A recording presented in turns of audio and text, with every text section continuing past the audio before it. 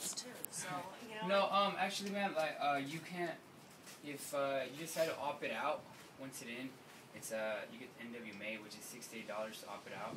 It's and what? The NWMA, the non-wireless meter, is $68 plus $26 a month for a meter reader to come out here. You didn't tell me that when you. No, well, I mean, I like to do it. I just come out and it's, you know, just install the meter. Just my number's on there too. Do you want to listen to this? Because you're going to be affected. I don't want to be on camera.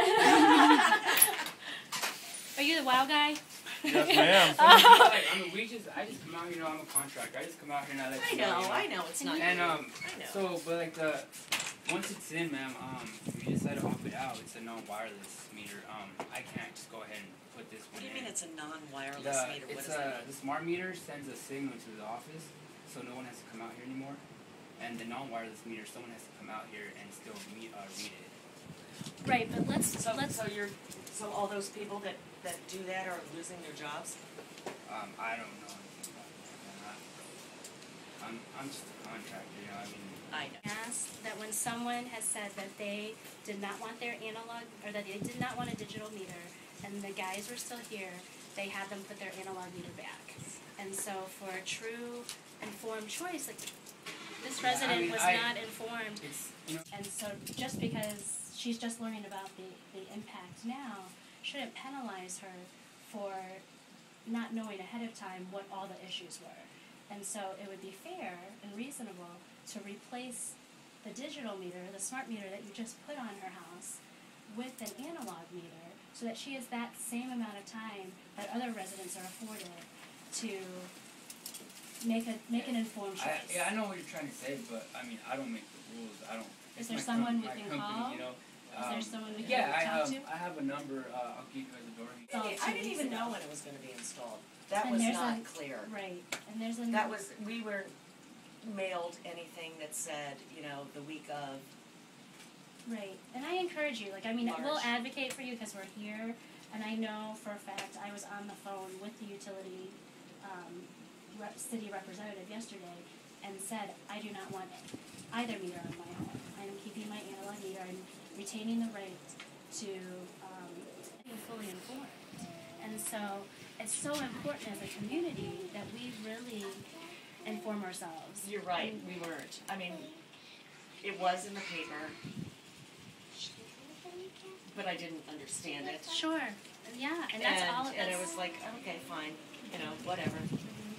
Right. Yeah. And I think what's important is that we know as a community what our rights are, and our rights are that we have every right to say what goes on our home, and the. In the car.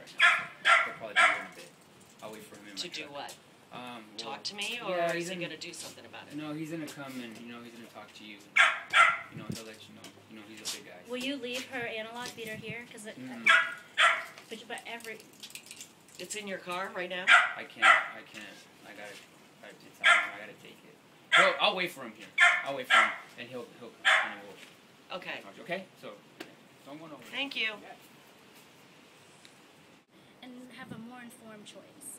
At that point, the UPA installer, who was still here with a truckload of analog meters, this resident's analog meter in her car, she asked in his truck, if he could reinstall her analog meter. He was right here.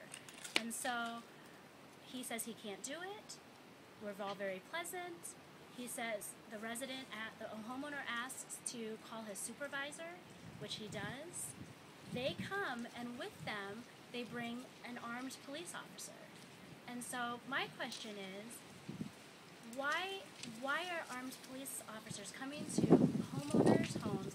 They have changed their mind after having received further information about wanting to make an informed choice and saying no, and of advocating and standing on their rights to say no to something that they want more information on, which is all this homeowner was wanting to do, to have more time. And at that point, the installer said that he could not do it, that he would call his manager. Two people drove up in a UPA truck along with a police officer The police officer said that the UPA installer had said that he felt harassed, which, I mean, on all of our accounts, we were nothing but pleasant. And so again, it comes down to, is this what the city is using here?